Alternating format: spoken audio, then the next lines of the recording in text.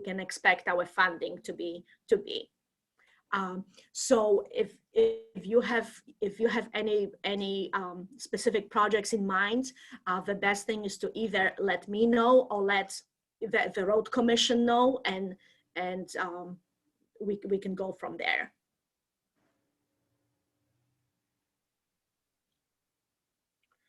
All right. So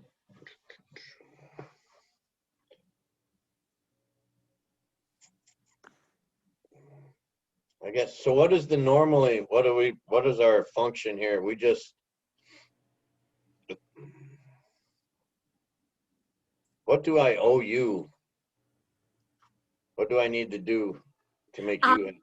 What we need from you is your time, pretty much. Either once a month for a policy, and there's also 3 townships that represent you all at the technical board. So those townships participate in both policy and technical meetings.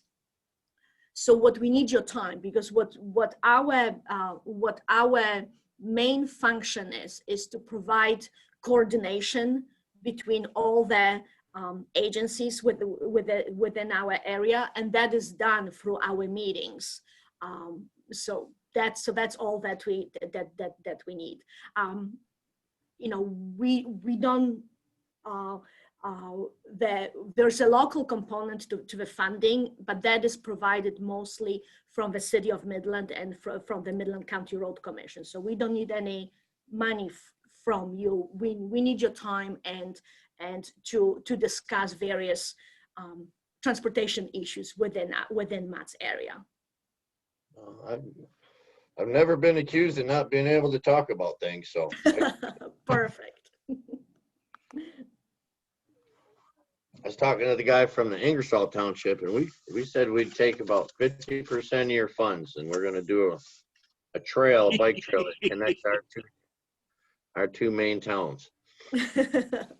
Well, actually, it's interesting that you said that, because we are in the process of updating our non-motorized plan. So this is kind of our look at the potential future projects that we may want to do around here. You know, so absolutely, if you have any input regarding that, we would love to hear that. And Brian, he just switched on his camera. He's the one. Oh, like maybe I missed the meeting or something, you know. There we go. I don't know why I have screen's being funny. Your blue screen's reversed. Yeah, I see that. That's pretty weird. Oh yeah.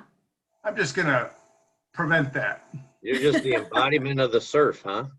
I guess so. Yeah. Yeah, I guess so. I don't know how to do that right now. Yeah, me neither. Baby steps, right? When we're learning all this stuff. Yeah, baby steps, exactly.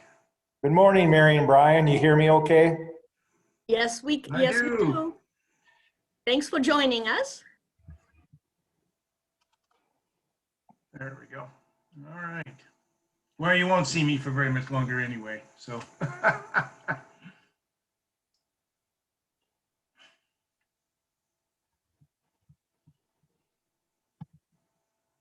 I'm gonna step away and grab my soda. I'll be right back. Absolutely.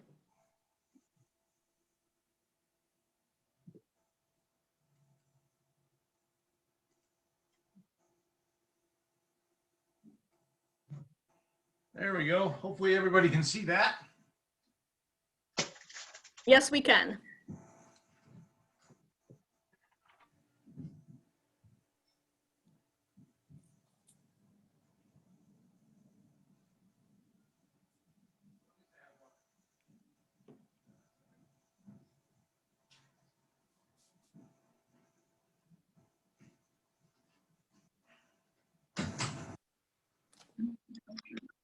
Hey, Maya.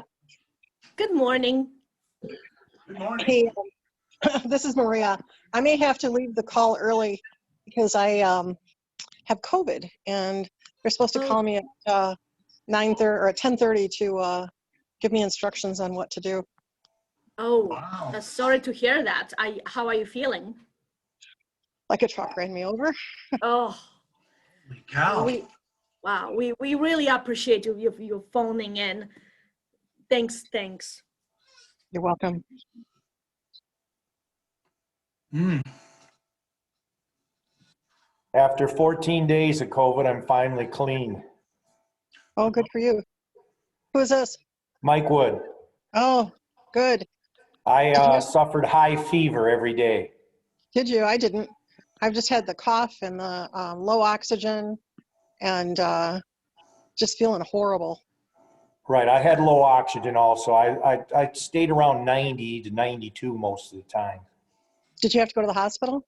I did go in to be checked for pneumonia and blood clots when I got at my worst. But I was Yeah. just in and get all the blood work done and then come back home.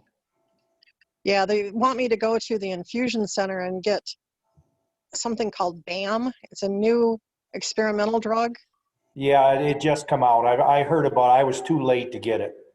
Oh, okay. Yeah, they want me to, that's the 10 and 30 call that I've got to be on to see if Yeah. I can qualify So for you it. must have just very recently got diagnosed. 6 days ago. Yep, okay, yeah. Yeah. It's real. Oh, you bet. Yeah. I ran about 101 to 102 fever every day for a solid 7-8 days. It's amazing. Yeah. Horrible stuff. What did Headache. they And give body- you? What did they give you, Mike?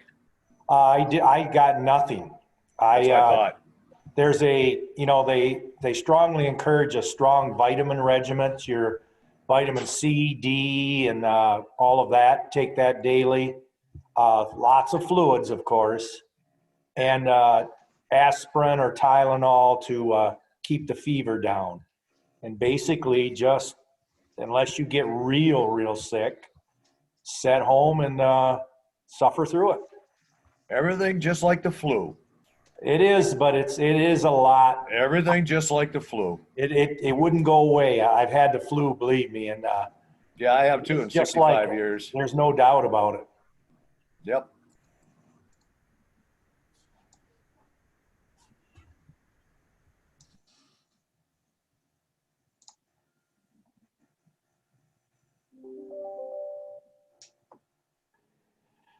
Well, I'm glad you're feeling better, Mike. I am. I'm much better. Believe me. It takes a while, but one day you'll get up and suddenly it'll be gone. Good.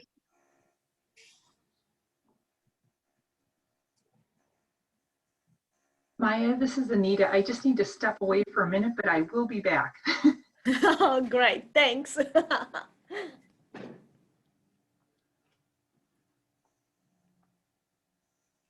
Sorry about that. As soon as I stepped away, I got a phone call. No worries. We haven't started yet.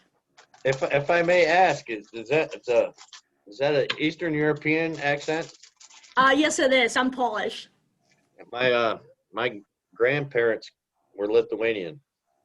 Mhm. That's actually where my mom's family comes from originally. I thought I detected the Eastern accent there. All right. Never been there. One of these days I'll get there.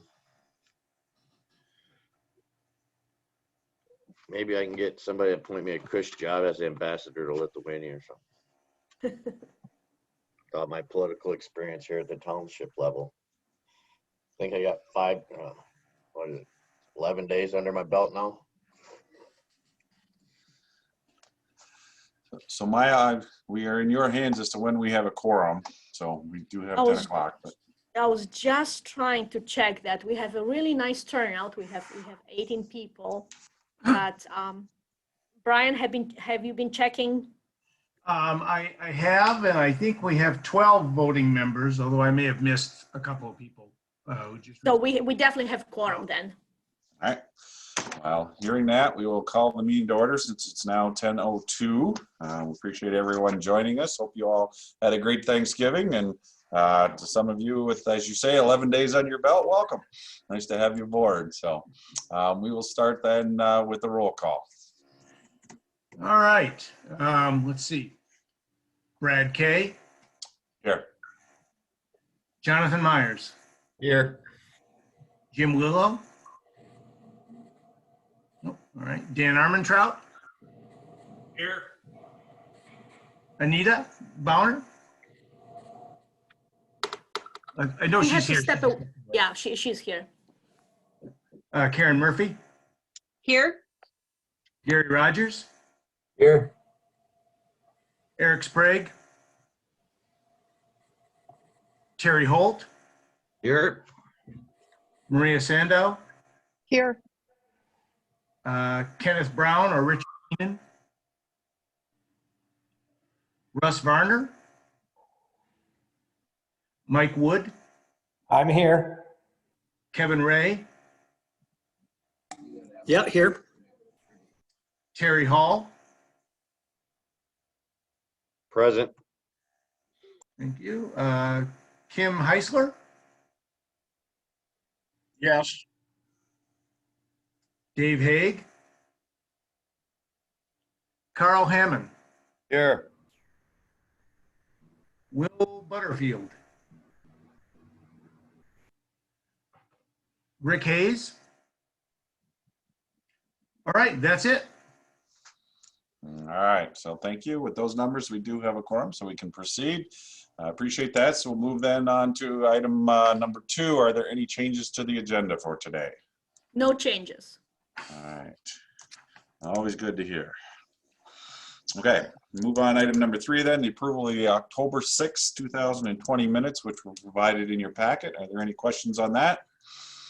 Yes, Brad, page 4, the motion to accept the tip. I don't know who Carl Gozen is. Uh-oh.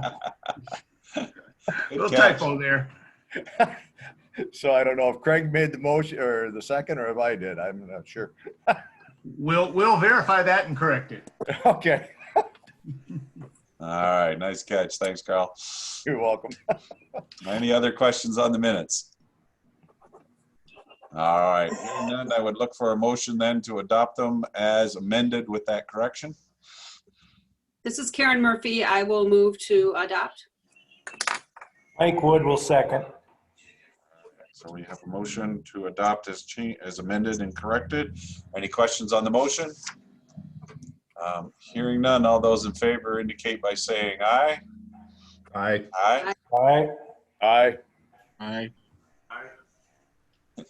And any opposed, the same.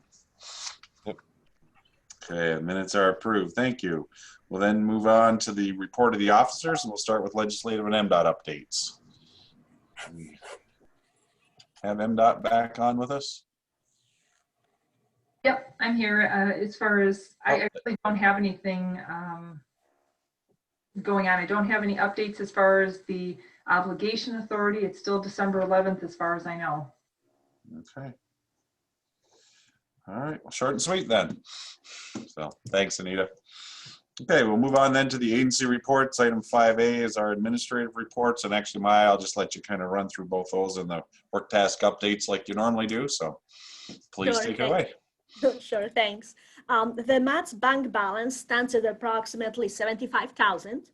We have just received PL reimbursements for fourth quarter of our fiscal year 2020. The asset management reimbursements are still they haven't been provided yet. I called in about that. But they should be coming in within the next 3 weeks or so. The MAT's audit it has been scheduled for January. We have to do an audit every 2 years. And we required to have it in by end of March. So that has been scheduled, so it'll be done on time. The meeting dates for calendar year 2021 have been compiled and have been provided to all of you. There have been no holidays that have fallen in on the either first Tuesday of the month or third Wednesday of the month. So no meeting dates had to be adjusted.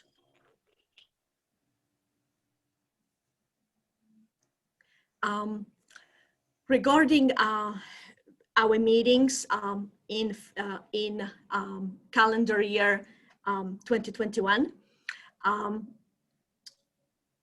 as of this moment, we're required to start in-person meetings in January, unless we receive other an update from the state and changes. We will continue to have a virtual way for everybody to connect to those meetings. I know everybody is concerned about COVID-19 and what's happening.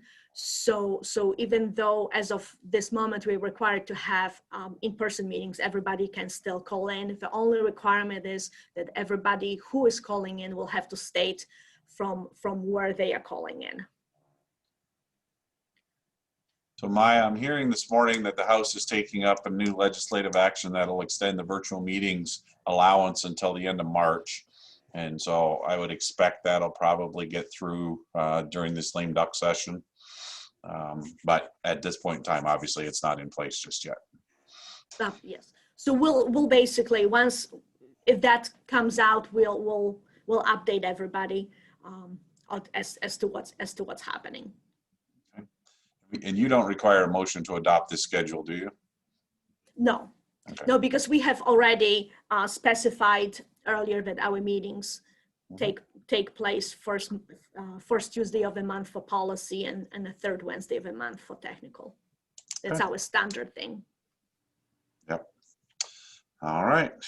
I appreciate the virtual meeting update, because I know for MDOT folks, we got a notice we will not be going back to the office prior to March 1st. I'm assuming our section will be even later than that, but for MDOT as a whole, it will be not before March 1st. So that's a great update. Thank you. All right. Absolutely. Maya, anything further you needed to cover? All right, regarding work tasks that we have performed over the last 2 months, we have continued working on the long range plan and the data required for the Great Lakes Bay Region travel demand model. We have done several administrative project changes to our transportation improvement program. Also, we have transmitted the TIP amendment that you have approved over the past couple of meetings, and that has been approved. We have been working on an update of our non-motorized plan. And also we are currently working on our end of calendar year reports that are required to be done by end of December. Very good. Do any members have questions for Maya on those?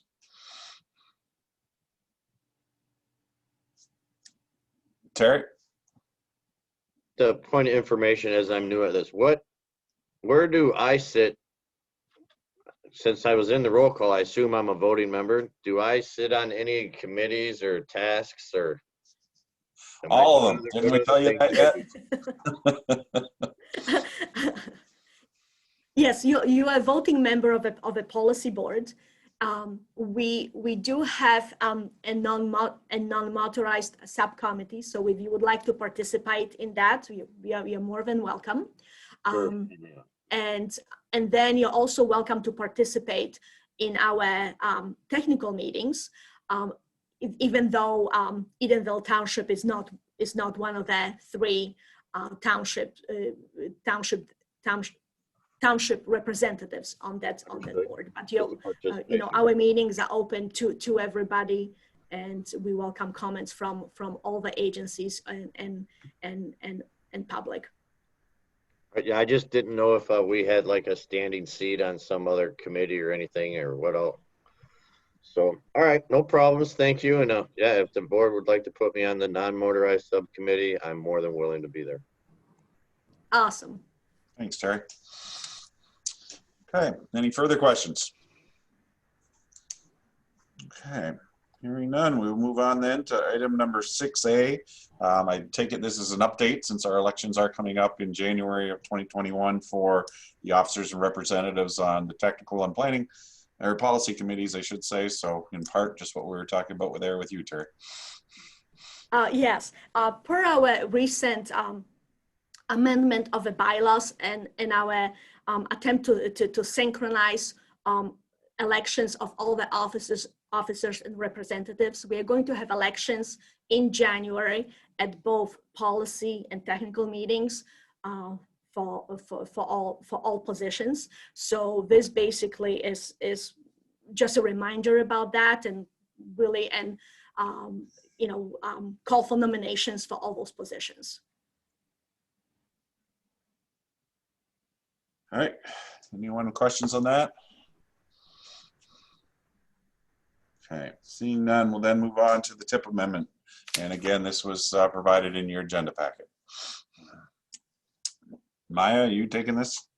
Yes. Okay. So the tip amendment is relatively short. We only have 3 entries. 2 of them pertain to the same project. They pertain to PE and construction phases of the traffic safety project, which is installation of shoulder rumble strips on M20.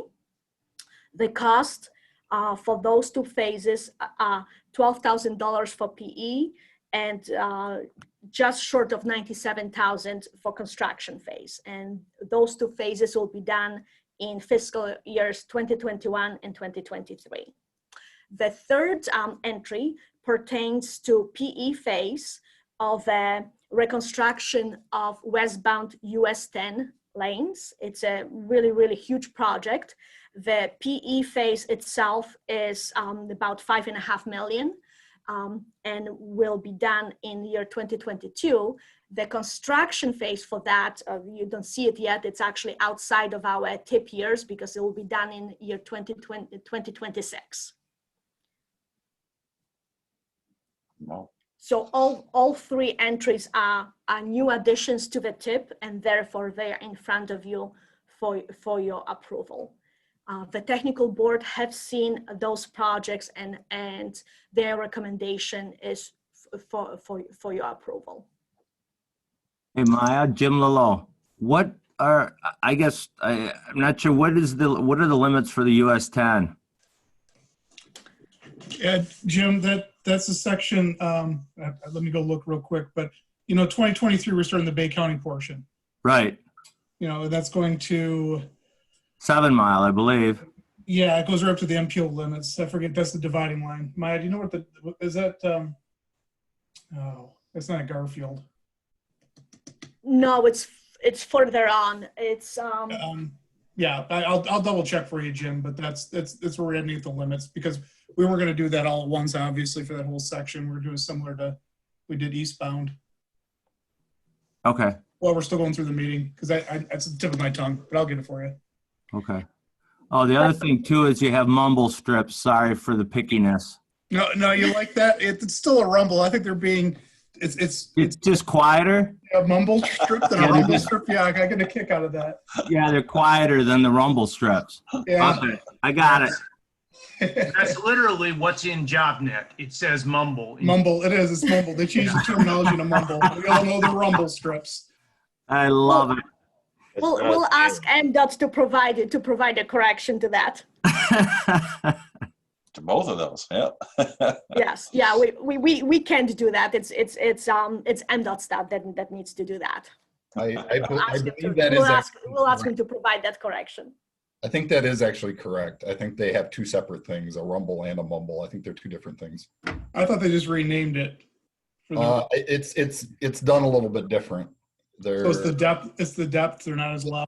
The depth and the width, and they are supposed to be quieter. So I think that was correct. They put that in there correctly because they're different. Oh, I didn't realize. Oh, Jim, and you thought it was a joke. I am. I'm still taking it as one. What the hell? I am too. All right. Thanks, John. Okay. Any further questions on the tip amendments? I have one question, maybe somebody can answer for me. And I asked this question a year or so ago, and I still haven't got an answer, but there was a actual study done on US 10 from Bay City to Midland in approximately the 1980s. They actually did a test on it and they marked it all out in road strips and that, and they did a concrete study on the north side and an asphalt study on the south side. Does anyone know where that study is? I've been trying to find it for about 25 years and nobody in MDOT seems to know where it is. And I traveled that road for probably 6 years, back and forth from Sanford to Bay City. And I keep asking anybody. We did a study on it. They had the markers out there. They did different depths of concrete, different bases on it, and nobody seems to know where that's at. Do anybody on this board know how I can find that? No, I'll put a call in right now and see where it's at if we have it.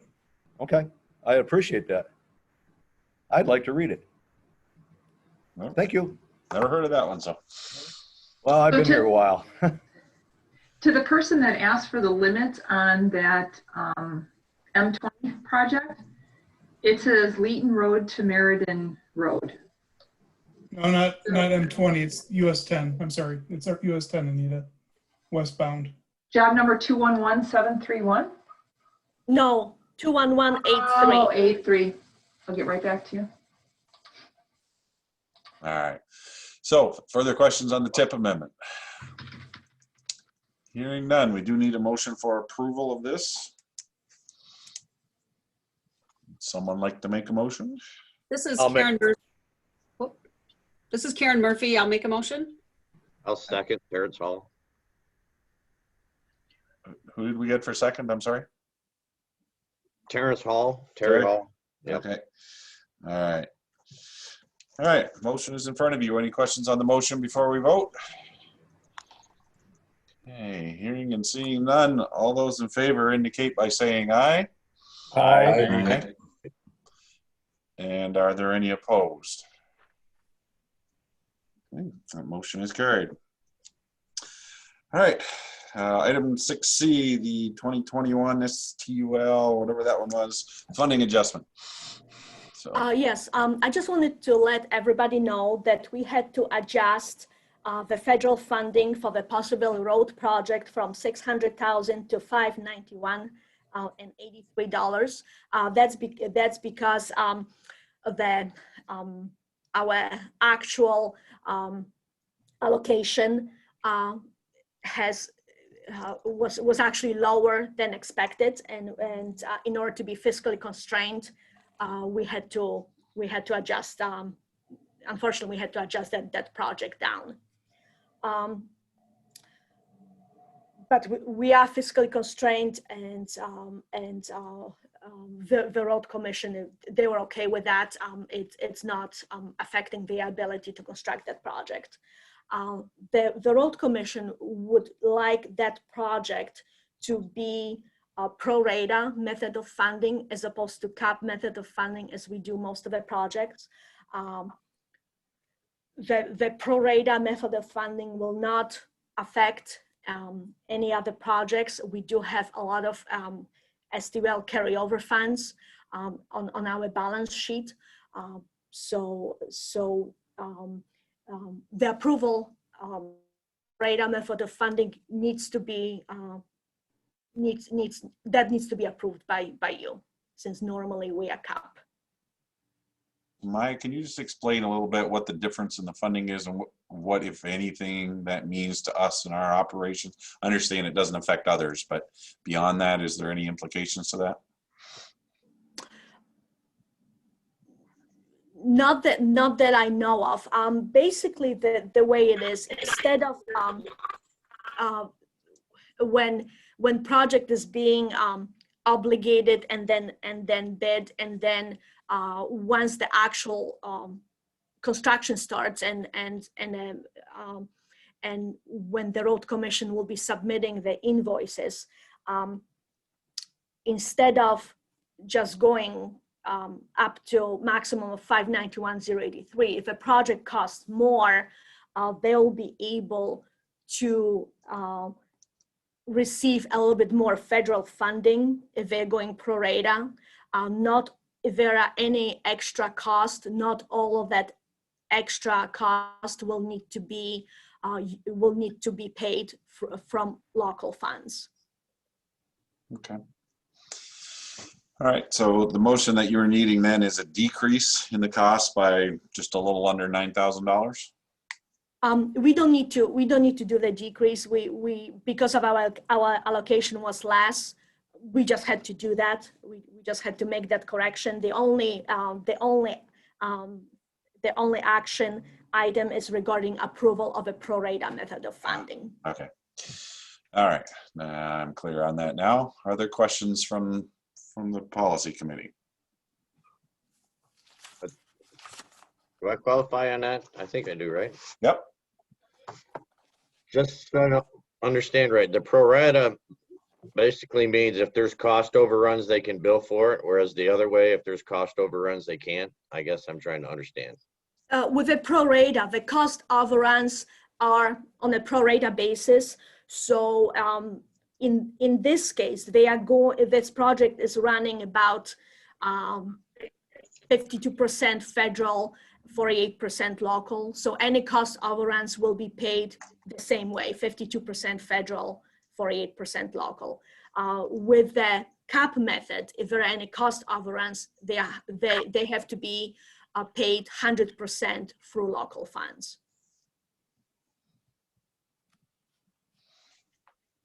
That makes sense. All right, so Maya, this is Dave Engelhardt. I just popped in and sorry, but I'm just catching the very end of this discussion. So maybe you've covered this, but there is a different strategy, whether you're capped or pro rata. In a pro rata situation, you almost want to try and maximize your 80-20% ratio. So if there is cost overruns, that 80% of that project cost will be covered by any additional expense. As opposed to the one you just described where it's, I don't know what you said, 40 or 50, 50 or whatever it was. If there was more federal funding to that project, let's say it was 80-20, 80% of any overages would have been covered by your carry forward balance. okay. Yeah, yes, and it's going to work similar, except our the split here is 52-48, but anything over this 591,000, if it needs to be covered, 52% will be covered out of a federal funds, and yes, from our carryover balance will be adjusted, and 48% from local funds. So it's safe to say in this situation, they expect there to be cost overruns on this project. They're at least hedging their bets. And we have the money in case the cost overrun is to cover our 48%. I don't know, that's why I'm asking, I have no idea. The Midland County Road Commission would be covering that out of their local funds, and I believe they have that. And John Myers can speak to that more. Yeah, it's currently a little bit over budget. That's where we stand. So we kind of do anticipate that it would be around 100,000 over, which, you know, so you're looking at this point, we're anticipating about a 50,000 from the carryover and 50,000 from us. And our carryover stands at approximately 1.6 million, so that can more than be covered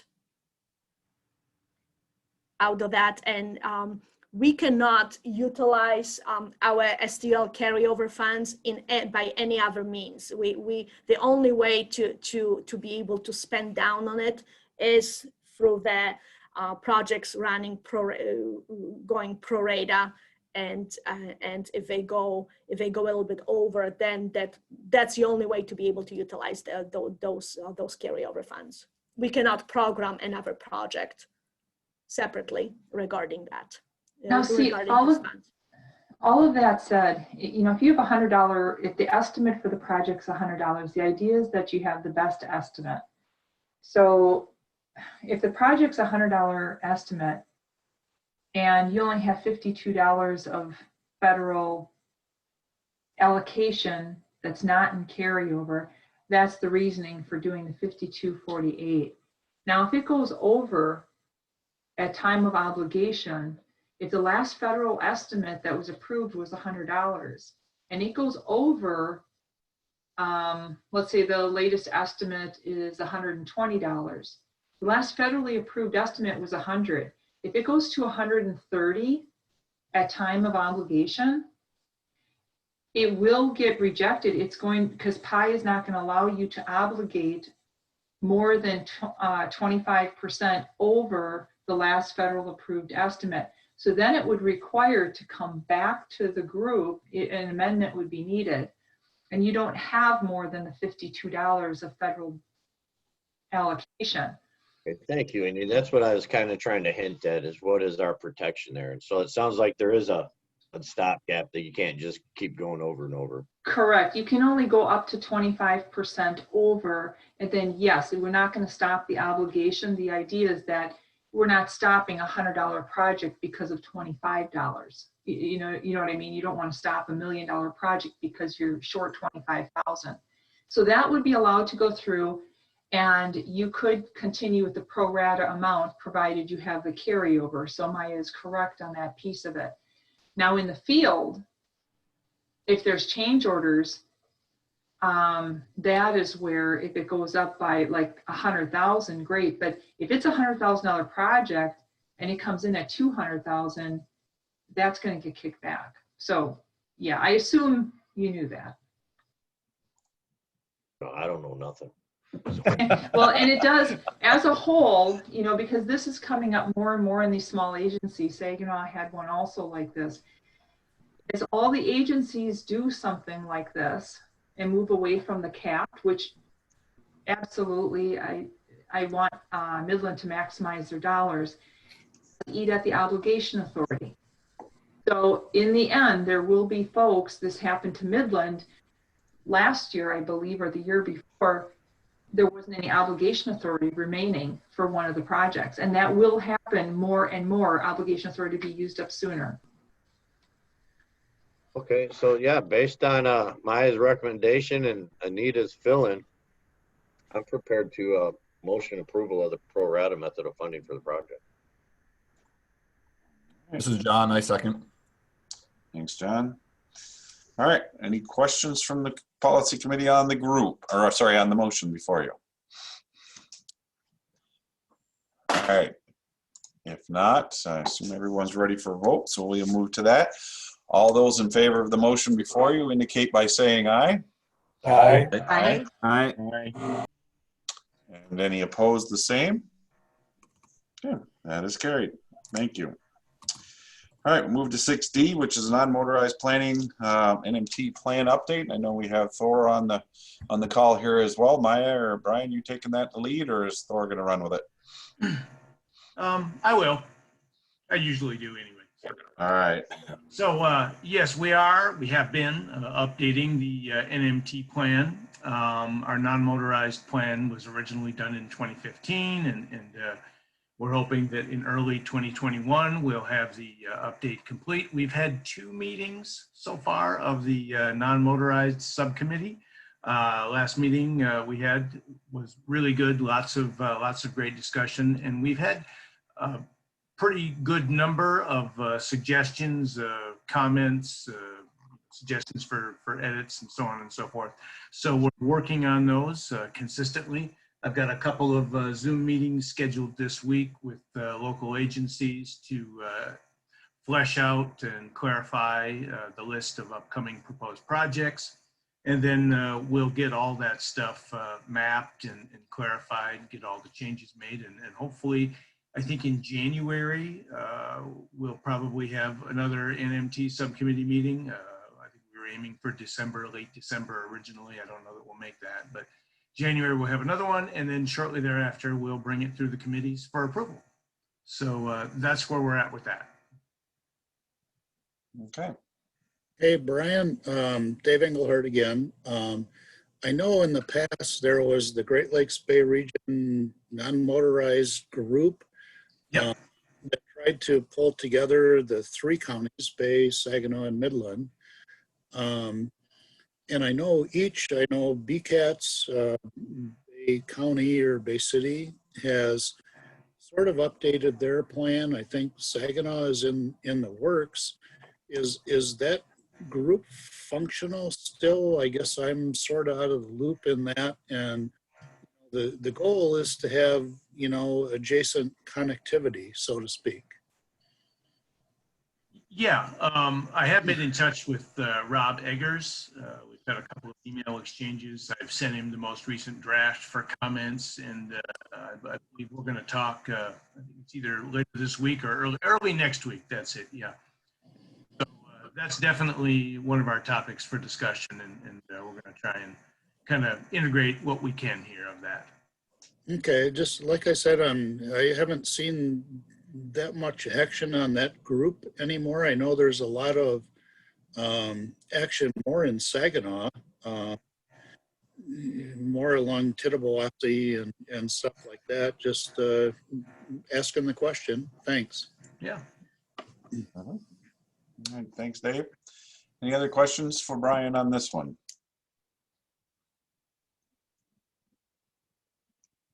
Okay. Very speaking. Again, I just would ask to have Brian put me on his list so I can be part of that January meeting for the NMT.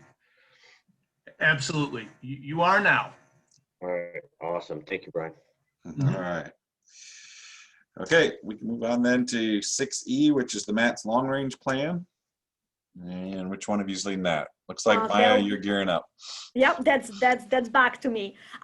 We have completed the review of future socioeconomic data for Matt's area. That data is needed to be able to run the Great Lakes Bay Region travel demand model. So we looked at the 2025, 2035, and 2045 population estimates, occupied households estimates, retail employment data, service employment data, and other employment data. And we have made some corrections. We have talked to several agencies, townships, and cities about the data, and took their input and in the as when we were correcting the data.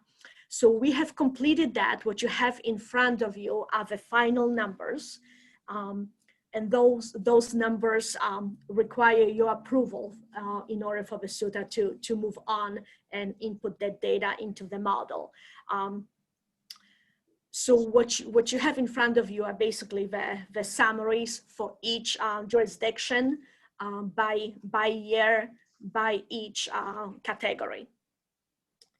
And at the bottom, you see what the resulting percentages are regarding growth or decline within each category. That data has been reviewed by the technical committee and has been approved by them with a recommendation for your support of that data. Maya, I have a question that maybe somebody has already looked into or thought of. How can we predict the populations that far out when we're not too sure of a lot of issues in the two counties, Gladwin and Midland? It's tough, but we do need to make some assumptions, and we looked at various sources.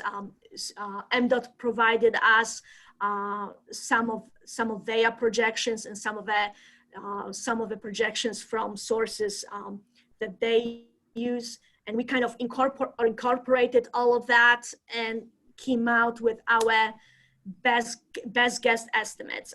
I mean, it's all projections. There's no questions about it, but we need to do that in order to be able to move on. Okay. Nobody has a crystal ball, right? But that's our best guess, and we were being actually relatively conservative. As you see, the growth rates relatively low and relatively flat, and we believe that we are within the ballpark of what will happen. We do also update the long range plan every 5 years. So we will go through this exercise 5 years from now. So it's not like we do this every 30 years. We do it every 5 years. So if things change in 5 years, we'll incorporate that. Okay, because I think that we'll see some changes in the next few years. And I won't make a projection, but I just know that there's going to be changes. And we did take into account the flooding and what happened with the dams breaking down. We did take that into effect. Okay, thank you. At the end of the day, not a whole lot different really than the census. We get an accurate count every now and then we project in between, and we keep adjusting on the fly. So yeah. It's a lot of crystal ball gazing and doing the best that you can, really, quite frankly, with all of this. All right, so we do need a motion for approval of the data, and you did say the technical committee has reviewed it, recommended it for approval. So we have that leading to the recommendation today. So who would like to make a motion for that? I'll move to accept the data as presented. Thanks, Carl Carl. Hammond. Do we have support? I'll second that. Okay, thanks, Kim. I will. All right, I got Kim for that. All right, any questions on the motion before you? All clear? All right, everyone looks like they're all right. We'll move forward. All those in favor indicate by saying aye. Aye. Aye. Aye. Aye. Aye. And any opposed to the motion indicate the same. That is carried. So our final action item is 6F, which is a reaffirmation of support for the NHS bridge condition 4-year targets. So, yes, let me explain that. You have supported the updated bridge 4-year targets 2 months ago. In our discussion 2 months ago, I have used the phrase calendar year 2022 updated 4-year targets, and MDOT and I prepared a resolution with that phrase. MDOT came back to me and asked us to come back to the policy and reaffirm those targets. Those are the targets haven't changed. The update targets haven't changed, but they asked us to use the phrase updated NHS bridge condition 4-year targets without using anywhere there calendar year 2022. So I have redone the resolution that your support is for 23% for percent deck area in good condition and 8% of deck area in poor condition. So the approval is for reaffirmation of those adjusted 4-year targets at 23% and 8%. So Maya, just to be clear, so we had adopted the 23 and 8 before, correct? So 2 it months really ago, is yes. just the first resolve paragraph. The language is a little bit adjusted, correct? Yes. So the only thing that has changed is we reference those adjusted targets as calendar year 2022, calendar year 2022, and that's not quite correct. Those are just MDOT asked us to call them adjusted 4-year targets. So the updated NHS bridge condition 4-year targets is the language now in the resolution. All right. Yeah, Maya, forgive me, I should know this better, but is it something where the 4-year targets is for 18, 19, 20, and 21? And I think because it said 22, that's why it wasn't correct, because it's outside of that 4-year window. Is that why? It's I rescind my question. I'll go. Yeah, in I MDOT. I didn't mean to put you on the spot. Yes, but they are being reported in calendar year 2022, and in the previous in in a previous presentations by MDOT, the year 2022 was there, so therefore I use that. But yes, technically what they are, those are the 18, 19, 20, and 21. Okay, But they are being reported in 2022. gotcha. All right. So at the end of the day, though, this is really a technical correction to the resolution, not changing policy at all in terms of mats. So. Okay, this has nothing to do with, it has no bearing on what happened in the last 6 months, correct, Brad? Doesn't change anything, no. Okay, with the conditions of the bridges that were destroyed and rebuilt. Yeah, these I'll defer to Maya or perhaps Anita, but again, these are the updated bridge condition targets. So these are the targets moving forward as opposed to current conditions. Is that correct? Yes, and these refer to the targets on the NHS network. These do not take into account local bridges. Okay. Okay.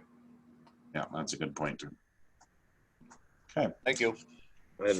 Further questions, Terry? Yeah, just for clarification, because like I said, my learning curve is great here. Am I interpreting this graph properly when it says that instead of allowing 7% of our bridges to be bad, we're going to increase the number of poor bridges we can accept to 8%? That's correct. Why would we do that? Because otherwise we will not meet those targets. We won't be even close to meeting those targets. Originally, the targets were set in 2018, and they were set for 2 years and for 4 years. In 2020, there has been review done of all the bridges as to where they stand in terms of good condition and poor condition. And what has happened, the actual condition was actually worse than that was anticipated. So therefore, the decision was made at MDOT to adjust the 4-year targets downwards, because it's just not realistic that those conditions are will be improved across all all NHS bridges across the state, given that they are actually going down. That they have gone down in the last couple of years in terms of their condition. Okay, I hear what you're saying, and I see that the numbers are lower than the initial proposed. We'll accept 10% of our bridges falling apart. So I can take 8, but in the future, from me, I'm going to be like, no, that poor number needs to go down. So, but other than that, I just wanted to make sure I knew what we were talking about. Yeah. The problem is that, obviously over time, if nothing is done, the conditions deteriorate. There's only so much money available to be able to correct it. And in lieu of how many miles area there are on NHS system, there is just not enough to be able to correct that deterioration. That's what's happening. I understand that, but just for me sitting here, I find it hard to have to tell my neighbor that it's acceptable to me that 1 in 10 bridges are falling apart, and that's okay. That's what I'm saying. In the future, I'm going to have an issue with this, but I'm not going to rock the boat now. Okay. So, but I think that the word needs to get out, because it's unrealistic due to the lack of budgeting. So it's not unrealistic. It just ain't properly budgeted for at the state level. So, but anyways, I'm not trying to get into a thing here, but I'm just going to tell you my position is 10% of the bridges that my son could fall through when he drives on is not acceptable for me. I don't think you're accepting it. It's similar to the safety targets. It's not acceptable to have 900 deaths. It's not an aspirational goal, obviously. It's doing the best that we can. And even in the long range plan, I think that's part of the discussion that's in there is what your strategies are in terms of improving the current conditions with the funding and resources that you have. What strategies do you use? So, no, I think we all hear that. All of us, I don't want my kids around that. I don't want to be falling off a bridge. Exactly. And I'm an old guy. I don't think these are necessarily saying you're going to be falling through 80% of the bridges. It's just that the surface condition is in poor shape. I get it. It's a way of identifying the future projects in the roads. I'm sure there's parameters set that says it'll be considered a poor bridge within so many years, so let's get it on the schedule to get it repaired. No, I understand that.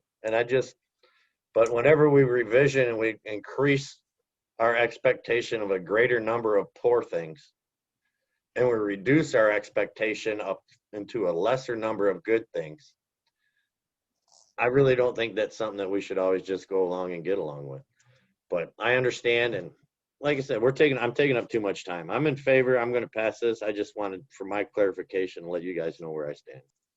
And I don't know if everyone noticed, Jay, I know in the comments in the chat box, it indicated that the condition of the Zahwaukee Bridge in particular has an outsized impact on these numbers as well. But what a wonderful bridge. Just not in condition. All right, further questions on that? I don't think I have a motion on the floor for that, so I do need a motion for reaffirmation of the support for these particular targets. Do we have a motion for that purpose? I'll make that motion there, Brad. Thanks, Carl. Hammond. And Mike Wood will second. Thanks, Mike. All right. Any final questions on the motion before you? All right. Hearing and seeing none, all those in favor indicate by saying aye. Aye. Aye. And any opposed, the same. All right, I see none. So that takes us down to our public comments. Do we have anybody on the line that would like to make public comments? All right, I don't see any of that either. So that takes us down to the adjournment. So thank you all. We appreciate you joining us. Our next meeting is not until January, correct, Maya? January 5th? Yes. January 5th is our next meeting. All right, so that means we won't see any of you before Christmas. So I wish you all a happy holidays and hopefully a healthy time of year for all of you. And Mike, I hope you're feeling better. Somebody tried to jump in there. Did I miss somebody? Yeah, it's Jay. I just want to follow up a couple items. Yep. I put in the chat, those limits for the US 10, it's 7 mile to the railroad bridge just before the split for the business route. Okay, thank you. 2026 construction. And then Carl, I want to follow up. I sent a couple emails out. I think a study referring to is the one done in the 90s. They were looking at the pavement types because remember they had concrete out there and asphalt, so they monitored that for 15 years. I just contacted someone down in construction field services to see if we have a digital or a paper copy somewhere of that. And if I get that, I'll send that on to Maya and she can send it on to you. But I think that's one you're referring to. I remember that one. Yes, thank you. Thank you. I asked that question several times over the last few years and nobody seemed to understand what I was talking about. I said, I traveled that road. When you said that, it rung a bell because I remember that grew up in Freeland. That was that pavement section they did. Yep. That's one of the reasons we're going back out is that we've got a concrete section with a concrete overlay in a portion and it's all coming out to go to all concrete. Yeah, the north side was concrete and the south side was asphalt. Yep. And that gave us kind of the guideline for what we want to do out there for fixes, what the long-term benefits would be. And it's, it was an experimental study to see what. So for I remember. Thank you. I appreciate that, Jay. All right. Well, thank you. Appreciate the follow-up on that, and hopefully you'll be able to get your hands on that finally then. So I appreciate that. Yes. All right. Well, and thanks for asking, Brad. I have recovered fully, so I'm in good shape finally. That's good. I'm glad to hear that, Mike. Yep. So, all right. Well, again, everyone enjoy their holiday season. Thanks for joining us today, and we will see you all soon. See you back at least in January. Happy holidays. All right. We stay adjourned.